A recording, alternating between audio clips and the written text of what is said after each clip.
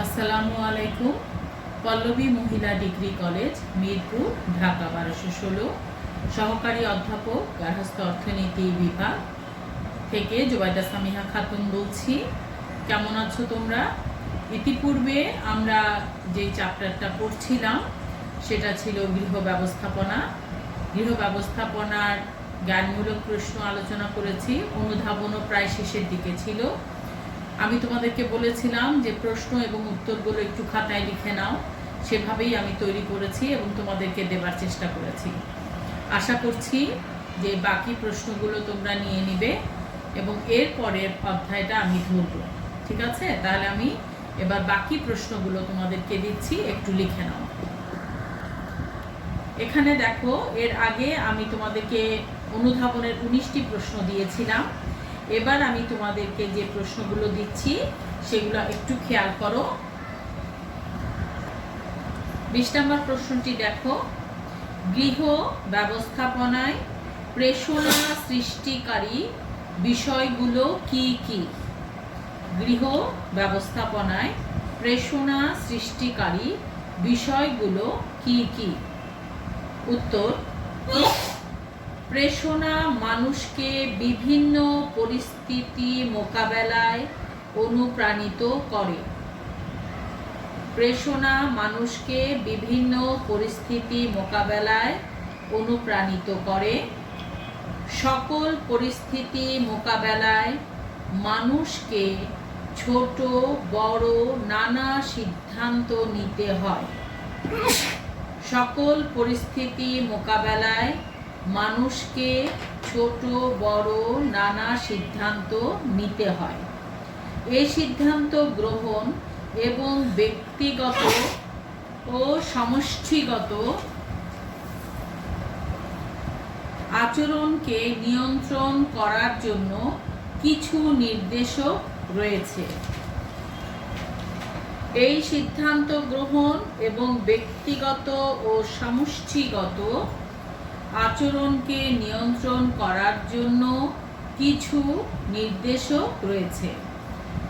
নির্দেশকগুলোর নাম লক্ষ্য, মান ও মূল্যবোধ।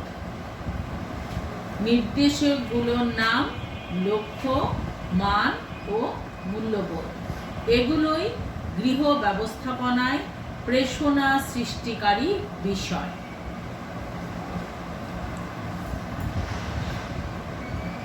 এর পরের প্রশ্ন হচ্ছে, মূল্যবোধের বৈশিষ্ট্য লেখো। প্রশ্ন হচ্ছে, মূল্যবোধের বৈশিষ্ট্য লেখো। উত্তর: জীবনের আদর্শ নীতির সংগঠক হলো মূল্যবোধ। মূল্যবোধ স্থায়ী হওয়ার প্রবণতা রাখে। মূল্যবোধ স্থায়ী হবার প্রবণতা রাখে। এটি হয় আপেক্ষিক নতুবা অবিমিশ্রিত। এটি হয় আপেক্ষিক নতুবা অবিমিশ্রিত। নিজের মূল্যবোধ ব্যক্তির কাছে বেশ গুরুত্বপূর্ণ। নিজের মূল্যবোধ ব্যক্তির কাছে বেশ গুরুত্বপূর্ণ। এটি তৃপ্তিদায়ক ও বাঞ্ছনীয়। এটি তৃপ্তিদায়ক ও বাঞ্ছনীয়। মূল্যবোধ বিষয়ভিত্তিক অথবা আচরণ ভিত্তিক হতে পারে। স্থায়িত্ব আপেক্ষিক হয় এবং পরিবর্তন সাপেক্ষ। মূল্যবোধ মানুষের কার্যকলাপ নিয়ন্ত্রণ করে। এর পরের প্রশ্ন, মান বলতে কি বোঝো?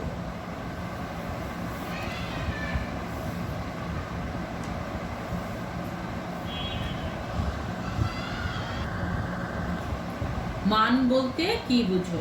উত্তর: লক্ষ্য অর্জনের জন্য যা কিছু প্রয়োজন এবং মূল্যবান বলে মনে করা হয় তাই মান। মূল্যবোধ ও লক্ষ্য থেকে মানের উৎপত্তি। মানুষের কাজে তার মান লক্ষ্য করা যায়।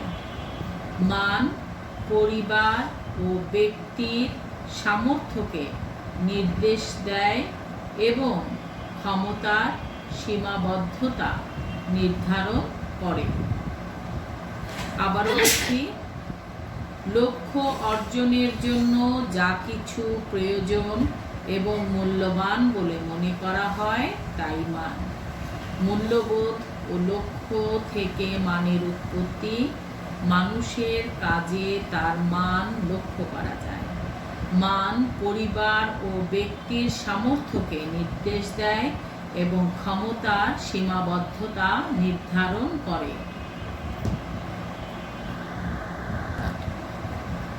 প্রচলিত মান বলতে কি বোঝো?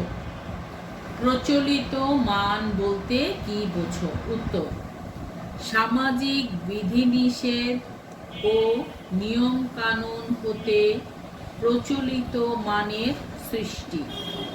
প্রচলিত মান নির্দিষ্ট হয় এবং এটি সহজে পরিবর্তন করা যায় না।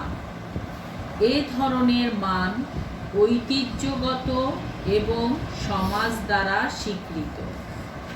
সামাজিক ও ধর্মীয় রীতিনীতির আঙ্গিকে প্রচলিত মান গড়ে ওঠে। আমি আবারও বলছি,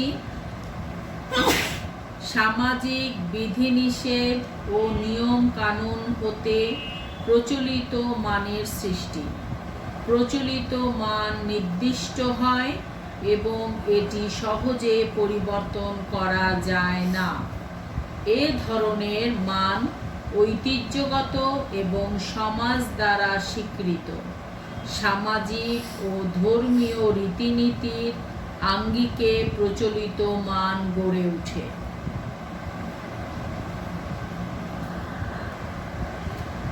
তাৎক্ষণিক লক্ষ্য বলতে কি বোঝো? একেবারে নিকটবর্তী লক্ষ্য হচ্ছে তাৎক্ষণিক লক্ষ্য। তাৎক্ষণিক লক্ষ্য স্বল্প সময়ের মধ্যেই অর্জন করতে হয়। যেমন কোনো ছাত্রই যদি উচ্চশিক্ষা নিতে যায় তাহলে তাকে প্রথমেই প্রাথমিক শিক্ষা নিতে হবে। এছাড়াও আমরা বলতে পারি যে আমি এখন যদি এইচএসসিতে ভালো ফলাফল করতে চাই তাহলে তাৎক্ষণিক লক্ষ্য হবে প্রতিদিনের পড়া প্রতিদিন পড়ে শেষ করা। তারপরের প্রশ্ন, কিভাবে মূল্যবোধ ব্যক্তির জীবনে প্রতিফলিত হয়? উত্তর: শৈশবে মা যখন শিশুর যত্ন করে তখন শিশু মায়ের ওপর আস্থা অর্জন করে, ফলে মাকে সে খুব মূল্য দেয়। এভাবেই পরিবার, সম্প্রদায়, সমাজ ও বিশ্বের সদস্য হিসাবে ব্যক্তি যে অভিজ্ঞতা অর্জন করে তা থেকেই মূল্যবোধ ব্যক্তির জীবনে প্রতিফলিত হয়। আবারও বলছি, শৈশবে মা যখন শিশুর যত্ন করে তখন শিশু মায়ের ওপর আস্থা অর্জন করে, ফলে মাকে সে খুব মূল্য দেয়। এভাবেই পরিবার, সম্প্রদায়, সমাজ, বিশ্বের সদস্য হিসাবে ব্যক্তি যে অভিজ্ঞতা অর্জন করে তা থেকেই মূল্যবোধ ব্যক্তির জীবনে প্রতিফলিত হয়। মূল্যবোধের গুরুত্ব লেখো। জীবনের আদর্শ নীতির সংগঠক হলো মূল্যবোধ। জীবনের আদর্শ নীতির সংগঠক হলো মূল্যবোধ। মূল্যবোধের গুরুত্ব হলো 1 নাম্বার বা ক যাই বলো, মূল্যবোধকে কেন্দ্র করে ব্যক্তি লক্ষ্যে পৌঁছাতে পারে। মূল্যবোধকে কেন্দ্র করে ব্যক্তি লক্ষ্যে পৌঁছাতে পারে। খ, মূল্যবোধ অর্থ ব্যবস্থাপনাকে প্রভাবিত করে। মূল্যবোধ অর্থ ব্যবস্থাপনাকে প্রভাবিত করে। গ মূল্যবোধ দ্বারা ব্যক্তি তথা পরিবারের কার্যকলাপের কার্যকর হয়। মূল্যবোধ দ্বারা ব্যক্তি তথা পরিবারের কার্যকলাপ কার্যকর হয়। এইটাকে প্রশ্ন গুরুত্ব হিসাবে না এসেও যদি বলা হয় মূল্যবোধের কাজ কি, তখনও এই 3টি পয়েন্টই লিখতে হবে। এর পরের প্রশ্ন হচ্ছে লক্ষ্যের পরিবর্তন কিভাবে ঘটে। পরিবারের বিভিন্ন দুঃসময়ের ক্ষেত্রে লক্ষ্যের পরিবর্তন হয়। পারিবারিক জীবনে লক্ষ্যের পরিবর্তন অনবরত ঘটে, আবার কখনো ধারাবাহিকভাবে ঘটে। পরিবারের সদস্যদের মনোভাব ও আগ্রহ অনেক সময় নতুন লক্ষ্যের সৃষ্টি করে। মৃত্যু, দুর্ঘটনা, অসুস্থতা, বেকারত্ব, চাকরিচ্যুতর মতো দুঃসময়েও হঠাৎ লক্ষ্য পরিবর্তন করতে হয়।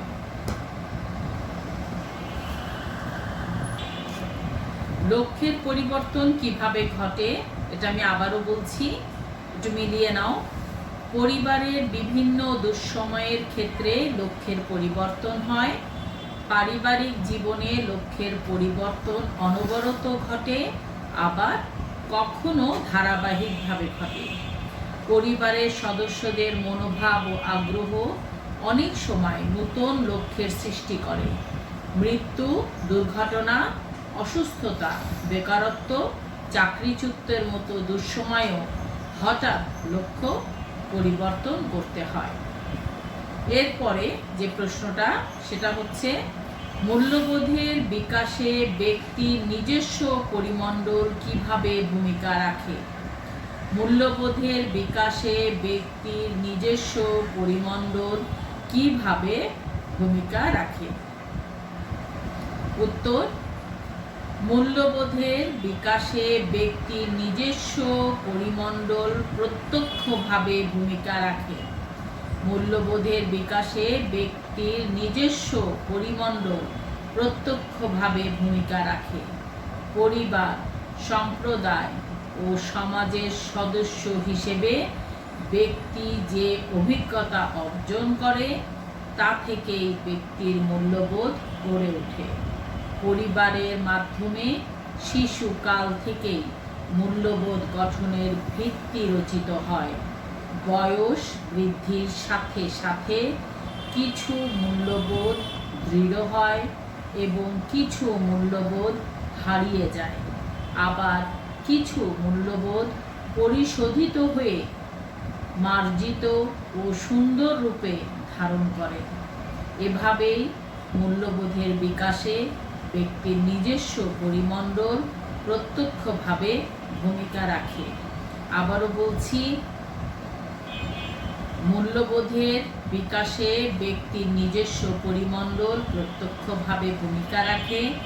পরিবার, সম্প্রদায় ও সমাজের সদস্য হিসেবে ব্যক্তি যে অভিজ্ঞতা অর্জন করে তা থেকেই ব্যক্তির মূল্যবোধ গড়ে ওঠে।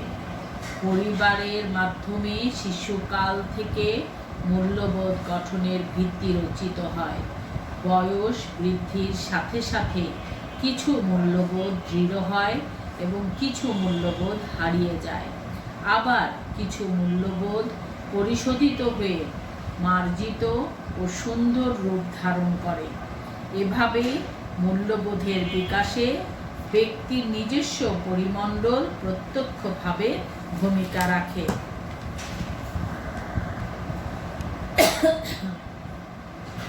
এবার আমরা দ্বিতীয় অধ্যায় গৃহ ব্যবস্থাপনার ধাপ, এই অধ্যায় নিয়ে আলোচনা করব।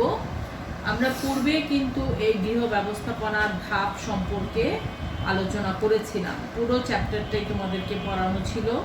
সেখানে কিন্তু আমরা বলেছিলাম যে ব্যবস্থাপনা পদ্ধতিটা সুষ্ঠুভাবে সম্পাদনের জন্য প্রয়োজন পরস্পর নির্ভরশীল ও গতিশীল কতগুলো পর্যায়ক্রম বা ধাপ অনুসরণ করা হয়। এই যে পর্যায় বা ধাপগুলো কিন্তু ছিল আমাদের পরিকল্পনা, সংগঠন, বাস্তবায়ন, নিয়ন্ত্রণ, সমন্বয় সাধন, মূল্যায়ন, সিদ্ধান্ত গ্রহণ। এবং এই সিদ্ধান্ত গ্রহণ আবার দুই প্রকার, একক সিদ্ধান্ত এবং দলীয় সিদ্ধান্ত। এই চ্যাপ্টারটার উপরে এখন আমি তোমাদেরকে কিছু জ্ঞানমূলক প্রশ্ন এবং উত্তর বলে দেব। তবে তোমাদের প্রথমেই একটি কথা বলে রাখি, জ্ঞানমূলকের কিছু উত্তর আছে যা শুধুমাত্র একটি শব্দেও দেয়া যায়, কিন্তু প্রশ্নর যে লেখা থাকে একটা লাইন হবার কথা, একটা শব্দ হবার কথা নয়। সেই ক্ষেত্রে জ্ঞানমূলকের পুরো সেন্টেন্সটা কমপ্লিট করবে। আমরা এবার আসি জ্ঞানমূলক প্রশ্নগুলো নিয়ে আলোচনা করার জন্য। প্রথমেই আমরা যে প্রশ্নটা নিয়ে কথা বলছি সেটা হচ্ছে, কাজের ভালো মন্দ বিচার করা হয় কিসের মাধ্যমে? কাজের ভালো মন্দ বিচার করা হয় আমরা জানি যে মূল্যায়নের মাধ্যমে। আমরা যদি উত্তরটা শুধু লিখে দেই মূল্যায়নের মাধ্যমে, প্রশ্নটা যখন তোমার খাতায় নেই, যখন আমি উত্তর দেখতে যাব, যে ধরে নিলাম এটা 4 নাম্বার প্রশ্নের উত্তর, 4 নাম্বার প্রশ্নের উত্তর লিখে তুমি ক লিখে লিখেছো মূল্যায়ন। এখন আমি মূল্যায়ন বলতে কি বুঝবো? অথবা তুমি লিখেছো মূল্যায়নের মাধ্যমে। মূল্যায়নের মাধ্যমে বলতেই আমি কি বুঝবো? পুরো সেন্টেন্সটা লিখতে হবে, না হলে 1 নাম্বার পাওয়া যাবে না। সেই ক্ষেত্রে কোনো কোনো শিক্ষক যদিও দয়া পরবশ হয়ে 1 নাম্বার দেয়, অনেক শিক্ষকই এই ক্ষেত্রে 1 নাম্বার দেবে না, 0 দিয়ে দিবে। কারণ ফুল সেন্টেন্স কমপ্লিট না হলে সেখানে নাম্বার দেওয়া যায় না। তাই জ্ঞানমূলক প্রশ্নের উত্তরটি সঠিকভাবে দেবার তোমরা চেষ্টা করবে। উত্তর হবে, মূল্যায়নের মাধ্যমে কাজের ভালো মন্দ বিচার করা হয়। মূল্যায়নের মাধ্যমে কাজের ভালো মন্দ নির্ণয় করা হয়। এবার পরবর্তী প্রশ্নে চলে যাই। সেই প্রশ্নে আছে, দেখো, লক্ষ্য ব্যবহারে পারদর্শিতা অর্জনের মাধ্যম কি কি? সম্পদ ব্যবহারে পারদর্শিতা অর্জনের মাধ্যম কি কি? সম্পদ ব্যবহারে পারদর্শিতা অর্জনের মাধ্যম হলো পরিকল্পনা, প্রণয়ন, সংগঠন, নিয়ন্ত্রণ ও মূল্যায়ন। সম্পদ ব্যবহারে পারদর্শিতা অর্জনের মাধ্যম হলো পরিকল্পনা প্রণয়ন, সংগঠন, নিয়ন্ত্রণ ও মূল্যায়ন। এর পরের প্রশ্ন দেখো, মূল্যায়ন কাকে বলে? যে লক্ষ্যকে কেন্দ্র করে কাজ সম্পূর্ণ করা হয়েছে তা কতটা ফলপ্রসূ হয়েছে এর বিচার বিশ্লেষণ করাকে মূল্যায়ন বলে। আবারও বলছি, যে লক্ষ্যকে কেন্দ্র করে কাজ সম্পন্ন করা হয়েছে তা কতটা ফলপ্রসূ হয়েছে এর বিচার বিশ্লেষণ করাকে মূল্যায়ন বলে।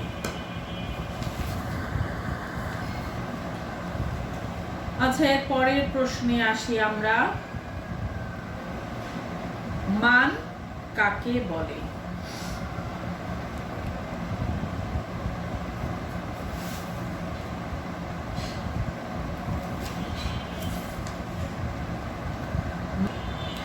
লক্ষ্য অর্জনের জন্য যা কিছু প্রয়োজন এবং মূল্যবান বলে মনে করা হয় তাকে মান বলে। লক্ষ্য অর্জনের জন্য যা কিছু প্রয়োজন এবং মূল্যবান বলে মনে হবে সেটাই হচ্ছে মান। এর পরের প্রশ্নে আসি, প্রসেস চার্ট কি? তোমরা প্রসেস চার্ট সম্বন্ধে জানো, বইয়ে দেয়া আছে। এই প্রসেস চার্টটা অনেকেই কিন্তু ভালো করে পড়তে চাও না, কিন্তু একটু পড়ার দরকার আছে। কোন উত্তর হচ্ছে, কোনো একটি কাজ সম্পূর্ণভাবে করার জন্য কাজের বিভিন্ন পর্যায়ের বর্ণনাই হচ্ছে প্রসেস চার্ট। আমরা জানি কোনো একটা কাজ করতে গেলে কিভাবে করব, কোনটা পরে কোনটা করব, কিভাবে কাজটাকে সঠিকভাবে আমরা উঠিয়ে আনতে পারবো, সেটার উপর একটা চার্ট তৈরি করা হয়, আর সেটাই হচ্ছে প্রসেস চার্ট। তাহলে উত্তরটা এক কথায় লিখতে হবে, কোনো একটি কাজ সম্পূর্ণভাবে করার জন্য কাজের বিভিন্ন পর্যায়ের বর্ণনাই প্রসেস চার্ট। এরপরে আসি আমরা, প্রচলিত মান বলতে কি বুঝো? প্রচলিত মান বলতে কি বুঝো? যে কোনো কাজের সঠিক বাস্তবায়নের আকাঙ্ক্ষাকে লক্ষ্য বলে। আচ্ছা, আমরা কিন্তু প্রশ্নটা এখানে লেখা আছে, দেখো লক্ষ্য কি, এবং লক্ষ্য কির সাথে আমি একটু প্রচলিত মান বলতে কি বোঝায় সেটাও তোমাদেরকে একটু বলতে চাচ্ছিলাম। তো লক্ষ্য হচ্ছে যে কোনো কাজের সঠিক বাস্তবায়নের আকাঙ্ক্ষাকে লক্ষ্য বলে, আর প্রচলিত মান হচ্ছে সামাজিক বিধিনিষেধ ও নিয়ম কানুন হতে যে মানের সৃষ্টি হয় সেটা হচ্ছে প্রচলিত মান। এরপরে প্রশ্নে আসি, সমন্বয় সাধন কাকে বলে? সমন্বয় সাধন কাকে বলে? কাজের বিভিন্ন অংশ ও ব্যক্তির মধ্যে সামঞ্জস্য রাখাকে সমন্বয় সাধন বলে। সমন্বয় সাধন হচ্ছে একটা জিনিসের সঙ্গে আরেকটা জিনিসের সম্পর্ক রাখতে হবে এবং তাদের মধ্যে একটা সামঞ্জস্য থাকতে হবে। যেমন যে কোনো কাজ আমরা করার জন্য বা যে কোনো লক্ষ্যে যাওয়ার জন্য আমরা প্রথম কি করি? লক্ষ্য অর্জনের জন্য পরিকল্পনা করি, তারপরে সেটাকে সংগঠন করি, তারপরে সেটাকে সমন্বয় সাধন করি। সমন্বয় সাধনটাই হচ্ছে আমরা বললাম যে বিভিন্ন কাজের বিভিন্ন অংশের সঙ্গে ব্যক্তির মধ্যে সামঞ্জস্য। যেমন ধরো তুমি যদি এখন পড়ার ব্যাপারটা নিয়ে বসো, যে অনলাইনে তোমরা ক্লাস করছো, এই অনলাইনে ক্লাসে তোমার সঙ্গে আমার সামঞ্জস্য রক্ষা যদি না হয় তাহলে সমন্বয় সাধন হবে না এবং পড়াটাও তুমি বুঝবে না। কিভাবে হবে? আমি অনলাইনে যে ক্লাস নিচ্ছি, আমার এই কাজটাকে তোমার সাথে সামঞ্জস্য করে নিতে হবে। একই আমি যখন অনলাইনে ক্লাস নিচ্ছি, আমার ক্লাসটা যখন তুমি শুনছো, তখন তুমি সেটাকে যদি ঠিকভাবে গ্রহণ করো তাহলেই সামঞ্জস্য রক্ষা হবে। এবং এভাবে কিন্তু আমাদেরকে বলা হবে আমরা সমন্বয় সাধন করতে পেরেছি। আমরা সমন্বয় সাধন যেটা ক্লাসে করতে পারছি না, তার জন্য আমরা অনলাইন ক্লাসের মাধ্যমে তোমাদের সঙ্গে সমন্বয় সাধন করার চেষ্টা করছি। আমরা এর পরের প্রশ্নে চলে যাই। এর পরের প্রশ্ন হচ্ছে, নির্দেশনা কি? নির্দেশনা হলো কর্মে নিয়োজিত ব্যক্তিদের কাজ সম্বন্ধে অবহিতকরণ, আদেশ নির্দেশ প্রদান এবং পরামর্শ দান। উত্তরটা আবার একটু দেখে নাও, লিখে নাও। নির্দেশনা হলো কর্মে নিয়োজিত ব্যক্তিদের কাজ সম্বন্ধে অবহিতকরণ, আদেশ নির্দেশ প্রদান ও পরামর্শ দান। এখন আমরা অনলাইনে কি করছি? তোমাদেরকে পড়ার একটা নির্দেশনা দিচ্ছি। এই চ্যাপ্টারটা কিভাবে পড়েছিলে, এখান থেকে কি ধরনের প্রশ্ন আসতে পারে, সেই নির্দেশনাগুলোই কিন্তু এখন আমি তোমাদেরকে দিচ্ছি। তাহলে আমি কি করছি? আমার যে কাজটা আছে, যে নির্দেশনা, সেটা কি করছি? তোমার যে কাজ, সে কাজটা হচ্ছে এই পুরো চ্যাপ্টারের জ্ঞানমূলক প্রশ্ন কি হতে পারে তার একটা নির্দেশনা তোমরা পাচ্ছ। সেই ক্ষেত্রে তোমরা অবহিত হচ্ছ, আমি তোমাদেরকে আদেশ নির্দেশ দিচ্ছি, কিভাবে করতে হবে পরামর্শ দিচ্ছি। এই যে কাজটা হচ্ছে, এটাই হচ্ছে নির্দেশনা প্রদান করা। তোমার মা বাবা যেমন তোমাকে নির্দেশ দিয়েছে এখন অনলাইনে ক্লাস করতে, তার মানে তিনি নির্দেশনা তোমাদেরকে দিয়েছেন। এর পরের প্রশ্ন হচ্ছে, পরিকল্পনা কি? পরিকল্পনা হলো কোনো কাজ করার আগে সেটি কিভাবে করা হবে তার একটি রূপরেখা তৈরি করা। যে কোনো কাজের প্রথম ধাপই হচ্ছে পরিকল্পনা করা। যে কোনো লক্ষ্য অর্জনের আগে সেই লক্ষ্যটা কিভাবে অর্জন করব সেটার একটা পরিকল্পনা প্রথমে করতে হয়। তাহলে এই পরিকল্পনা কিভাবে আমি কাজটা করব সেইটার একটা রূপরেখা তৈরি করতে হবে। যদি ধরি আমি আমার সাবজেক্টের ফাইনাল টাচ দেওয়ার জন্য সিলেবাসটাকে রিভিশন দেওয়ার চেষ্টা হচ্ছে, যেহেতু আপনি প্রতিটা অধ্যায় ধরে আপা যেভাবে পড়াচ্ছেন সেই জিনিসটাকে যদি তোমরা গ্রহণ করার চিন্তা করে থাকো, তাহলে তোমাদের পরিকল্পনা থাকবে আপা যে কোশ্চেনগুলো দিচ্ছে সেই কোশ্চেনগুলোকে অনুধাবন করা এবং যথারীতি সেটাকে পাঠ করা।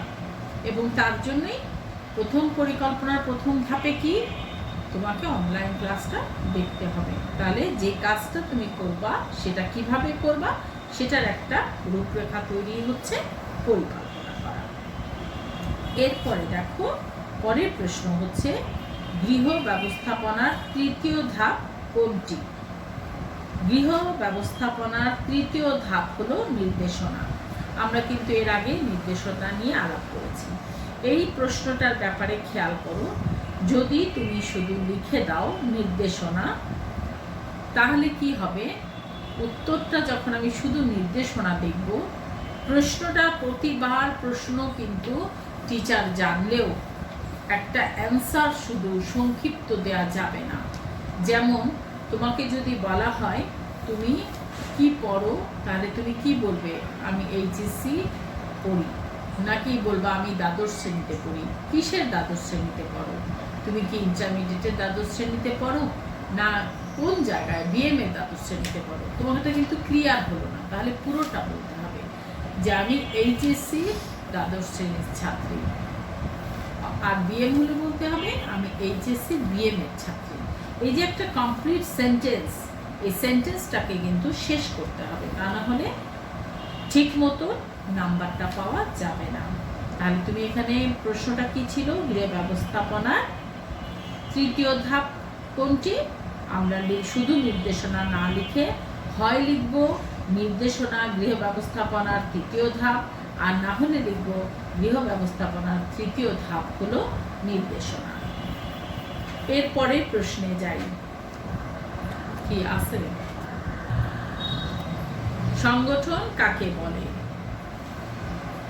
কোনো বিশেষ উদ্দেশ্যে একত্রিত হয়ে কাজ করাকে সংগঠন বলে। আমরা সংগঠন বলতে কি বুঝি? সংগঠিত করা, এক জায়গায় সবগুলোকে নিয়ে আসা, সেটাই হচ্ছে সংগঠন। সংগঠন যখন বলবো তার মানে হচ্ছে যে আমি একটা কোনো কাজের উদ্দেশ্যে, যে কোনো একটা কাজের উদ্দেশ্যে যখন আমি সবগুলোকে একত্রিত করব, তখন আমরা বলবো যে সংগঠন করা হয়েছে।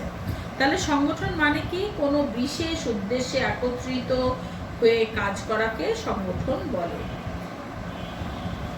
এরপরে আমরা আবার প্রশ্নে যাই, গৃহ ব্যবস্থাপনার প্রথম ধাপ কোনটি? গৃহ ব্যবস্থাপনার প্রথম ধাপ কোনটি? গৃহ ব্যবস্থাপনার প্রথম ধাপ হচ্ছে পরিকল্পনা। পরিকল্পনা কাকে বলে বলেছি, এটার উত্তরও খেয়াল করো। শুধু পরিকল্পনা লিখলে হবে না, সেন্টেন্সটা কমপ্লিট করতে হবে। হয় বলবে পরিকল্পনা গৃহ ব্যবস্থাপনার প্রথম ধাপ, অথবা বলবে গৃহ ব্যবস্থাপনার প্রথম ধাপ হলো পরিকল্পনা। এরপরে প্রশ্ন, সংগঠনের কতটি পর্যায় রয়েছে? সংগঠনের কতটি পর্যায় রয়েছে? তোমাদের ক্লাসে আমি দেখেছি তোমরা উত্তর দিয়েছো ক লিখে তিনটি। তিনটি কি? আপা কি বারবার প্রশ্ন দেখবে? বা যে কেউ এই উত্তরটা দেখলেও তো বলবে তিনটি কি, কিন্তু জায়গাটা পুরো সেন্টেন্স লিখতে হবে যে সংগঠনের তিনটি পর্যায় রয়েছে। যে প্রশ্ন দেখেনি সেও যদি তোমার ক নাম্বারটা পড়ে, সে যেন বুঝতে পারে তুমি কি বলতে চেয়েছো।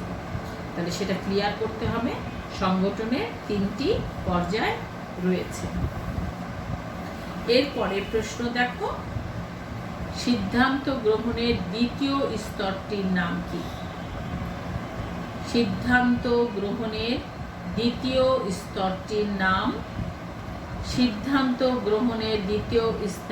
নাম হচ্ছে সমস্যা সমাধানের বিকল্প অনুসন্ধান।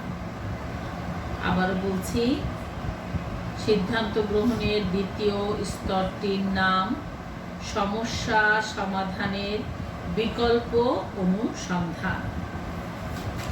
এরপরে সংগঠন ধাপের দ্বিতীয় পর্যায়ে ব্যক্তি কি করে? সংগঠন ধাপের দ্বিতীয় পর্যায়ে ব্যক্তি কি করে? সংগঠন ধাপের দ্বিতীয় পর্যায়ে ব্যক্তি তার বিভিন্ন কাজের ধারা রচনা করে। সংগঠন ধাপের দ্বিতীয় পর্যায়ে ব্যক্তি তার বিভিন্ন কাজের ধারা রচনা করে, অর্থাৎ যে কাজটা করবে সেই কাজটাকে করার জন্য যেহেতু সবকিছু একত্রিত করা হলো, এবার কোনটার পরে কোনটা হবে তারই ধারাকে রচনা করা হয়। এটাই হচ্ছে দ্বিতীয় স্তর। সিদ্ধান্ত গ্রহণ কাকে বলে? সিদ্ধান্ত গ্রহণ হচ্ছে অনেকগুলো বিকল্প থেকে একটি বেছে নেওয়া। এই বেছে নেওয়াকেই সিদ্ধান্ত গ্রহণ বলা হয়।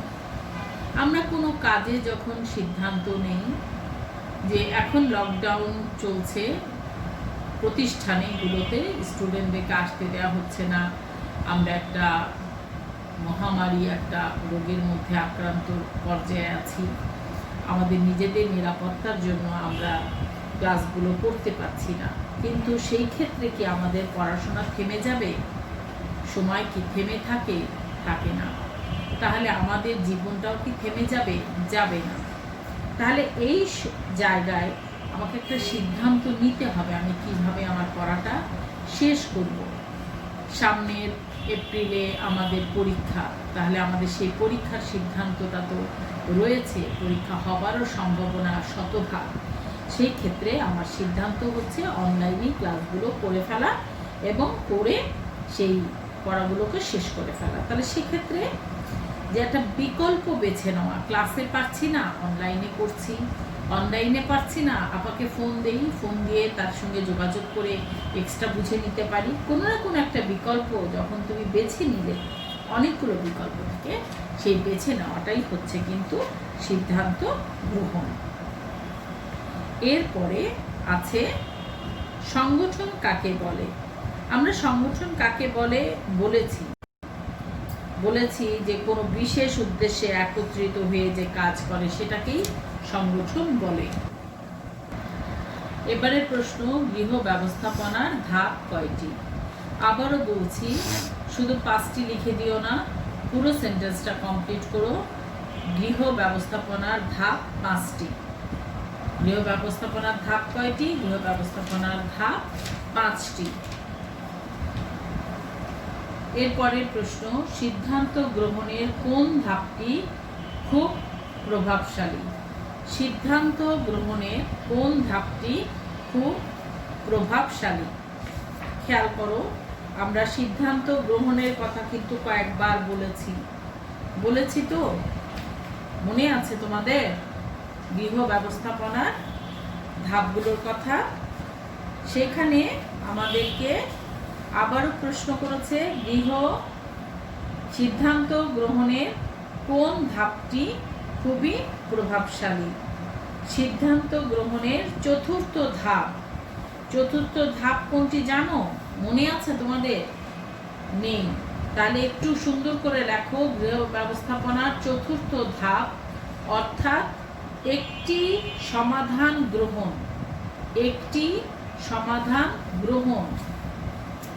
এইটি খুব প্রভাবশালী।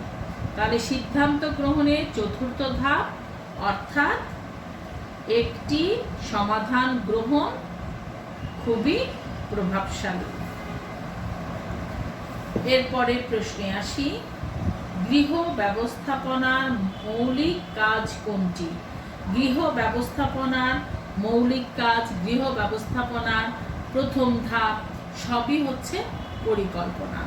এবং সেন্টেন্সটি কমপ্লিট করতে হবে, গৃহ ব্যবস্থাপনার মৌলিক কাজ হলো পরিকল্পনা। পরিকল্পনা ছাড়া কোনো লক্ষ্য অর্জন করা সম্ভব নয়। শুধু গৃহ ব্যবস্থাপনা নয়, জীবনের প্রতিটি ক্ষেত্রে, প্রতিটি জায়গায়, প্রতিটি অবস্থানে যাই আমরা করতে যাই না কেন তার প্রথমেই আছে পরিকল্পনা। পরিকল্পনা ছাড়া আর কোনো কিছুই করা সম্ভব নয়।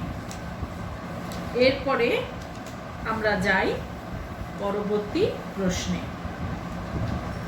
আজ এখানে একটা প্রশ্ন আছে, দেখো, বিশেষ বিশেষ ব্যক্তির উদ্ধৃতি দিয়ে অনেক সময় প্রশ্ন আসে। যেমন ধরো, নিউম্যানের মতে পরিকল্পনা কি? আমরা পরিকল্পনা কি, পরিকল্পনা কাকে বলে বিভিন্নভাবে আমরা উপস্থাপন করেছি, কিন্তু যদি প্রশ্নটা নির্দিষ্ট কোনো ব্যক্তির কথা হয়ে উঠে আসে তখন আমাদেরকে সেই ব্যক্তির সেই বক্তব্যটাই উপস্থাপন করতে হয়। সেই ক্ষেত্রে নিউম্যানের মতে ভবিষ্যতে কি করতে হবে তার অগ্রিম সিদ্ধান্তকেই পরিকল্পনা বলে। আমরা কিন্তু বলেছিলাম এর আগে সিদ্ধান্ত কাকে বলে, যে কিভাবে করব তার একটা রূপরেখা তৈরি করা বা অন্য কিছুভাবে আমরা উপস্থাপন করেছি। কিন্তু এই নিউম্যান যখন সংজ্ঞাটা নিউম্যানের চাইবে তখন কিন্তু আমাদেরকে একটা ইনভাইটেড কমার ভিতরে সেন্টেন্সটা কমপ্লিট করতে হবে, অর্থাৎ এই সেন্টেন্সটি নিউম্যানই বলেছেন। তাহলে কি লিখতে হবে? নিউম্যানের মতে ভবিষ্যতে কি করতে হবে তার অগ্রিম সিদ্ধান্তকেই পরিকল্পনা বলে। এরপরের প্রশ্নে আসি আমরা। সংগঠন কি?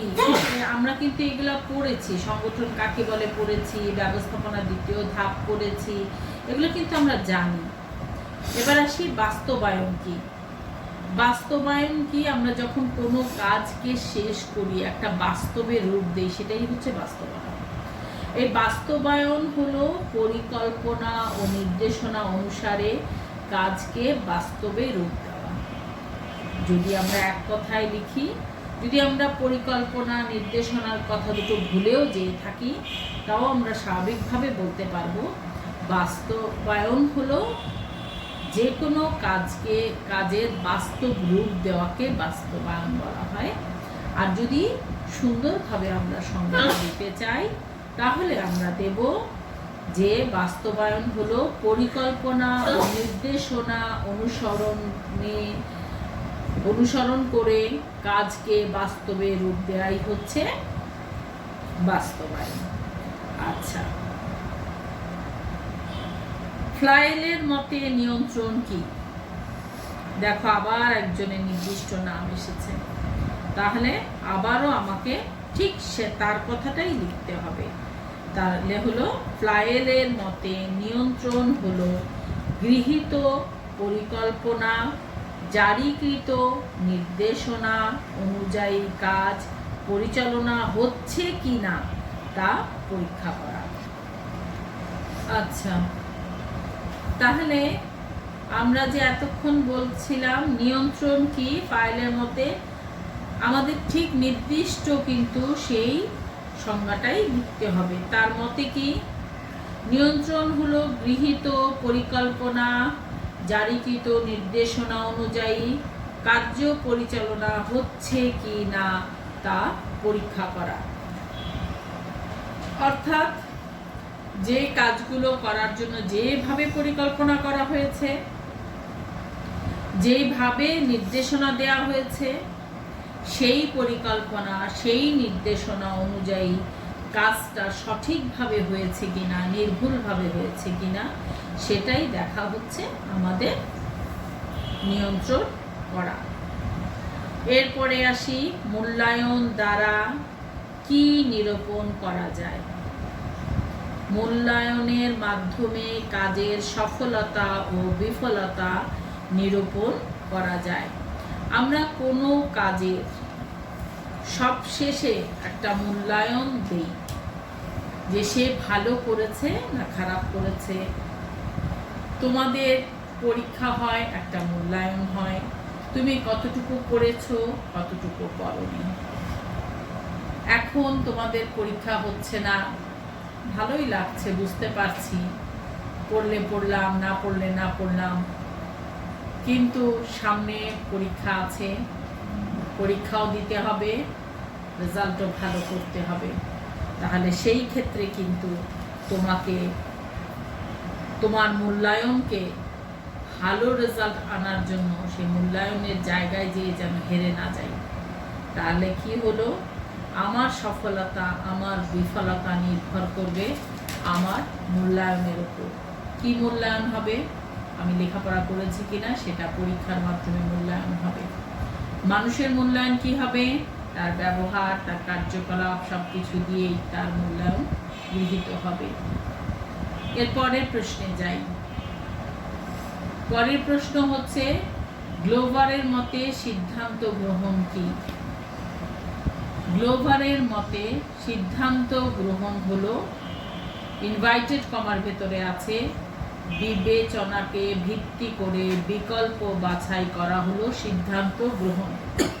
আচ্ছা, গ্লোভারের মতে সিদ্ধান্ত হলো বিবেচনাকে ভিত্তি করে বিকল্প বাছাই করা হলো সিদ্ধান্ত গ্রহণ। তার মানে আমরা কিন্তু বারবার বলেছি যে বিকল্প কোনো জিনিস বেছে নেওয়া, সেটাই হচ্ছে আমাদের সিদ্ধান্ত গ্রহণ। কোন সিদ্ধান্তে ব্যক্তির স্বার্থ জড়িত থাকে?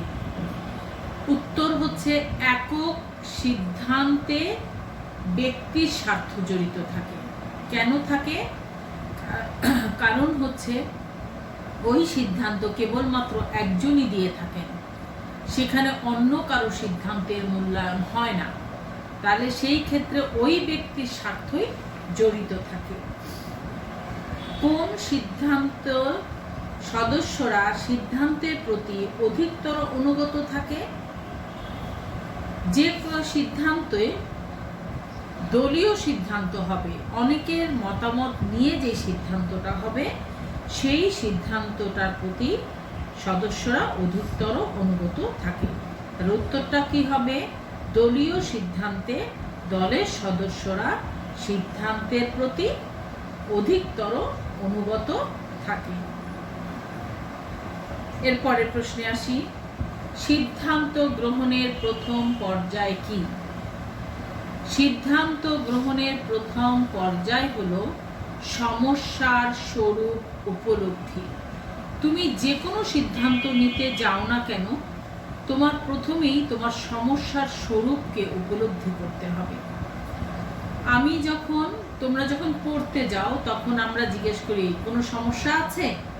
তখন যদি তোমরা যেই জায়গাটা বোঝো না সেটা উপলব্ধি করতে পারো, তখনই আমাদেরকে বলো, হ্যাঁ আপা আমার সমস্যা আছে, এই জায়গাটা বুঝি না। তাহলে কি হলো? সিদ্ধান্ত গ্রহণের প্রথম পর্যায়ই হবে সমস্যার স্বরূপটা উপলব্ধি করা। এরপরের প্রশ্ন, সিদ্ধান্ত গ্রহণের কয়টি পর্যায় রয়েছে? সিদ্ধান্ত গ্রহণের 5টি পর্যায় রয়েছে। আবারও বলছি, সিদ্ধান্ত গ্রহণের 5টি পর্যায় রয়েছে। সিদ্ধান্ত গ্রহণের সর্বশেষ পর্যায় কোনটি?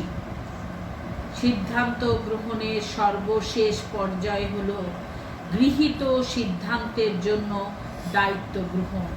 সিদ্ধান্ত গ্রহণের সর্বশেষ, তুমি যেই সিদ্ধান্তই নাও না কেন, সেই সিদ্ধান্তের একটা সর্বশেষ কাজ হচ্ছে দায়িত্ব গ্রহণ করা।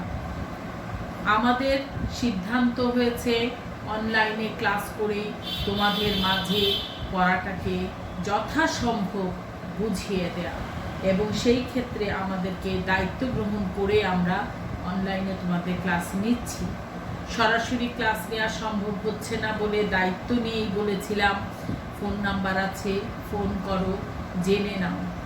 তাই যখন সিদ্ধান্ত গ্রহণের সর্বশেষ পর্যায়ের কথা উঠবে তখন বলতেই হবে যে সিদ্ধান্ত, যে গৃহীত যে সিদ্ধান্ত আছে তার জন্য দায়িত্ব গ্রহণই হচ্ছে সিদ্ধান্ত গ্রহণের সর্বশেষ পর্যায়।